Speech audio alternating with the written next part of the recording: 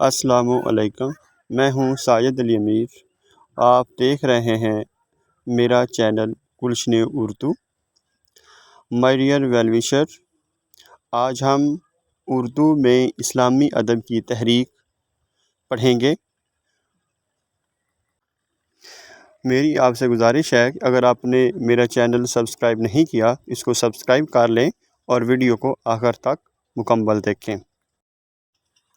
سوال نمبر 1 ہے، انسانی فکر کو کن دو مذہبی تحریکوں نے متاثر کیا؟ تو اس کا جواب ہے عیسائیت اور اسلام کی تحریکوں نے انسانی فکر کو متاثر کیا۔ سوال نمبر 2 ہے، اردو کو مسلمانوں کی زبان کیوں کہا جاتا ہے؟ تو اس کا جواب ہے کیونکہ اردو مسلمانوں کے عہد اقتدار میں پروان چڑھی، اس لیے اردو کو مسلمانوں کی زبان کہا جاتا ہے۔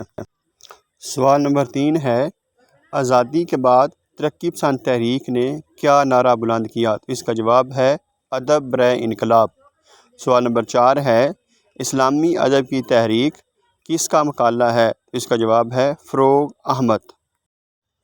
سوال نمبر 5 ہے، اردو ادب اور اسلام کس کی تصنیف ہے؟ تو اس کا جواب ہے پروفیسر ہارون رشید۔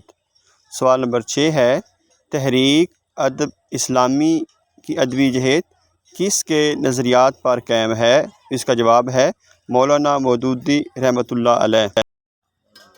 سوال نمبر 7 ہے، مولانا مودودی کے مطابق ادب کس پر مبنی ہونا چاہیے؟ تو اس کا جواب ہے حسن کلام اور تاثیر کلام پر۔ سوال نمبر 8 ہے، کس کے مطابق معاش کے لیے ادب پیدا کرنا غلط ہے؟ تو اس کا جواب ہے مولانا مودودی۔ سوال نمبر 9 ہے، کس نے اسلامی ادب کے نقطہ نظر کو فلسفیانہ سطح پر پیش کیا؟ اس کا جواب ہے نعیم صدیقی۔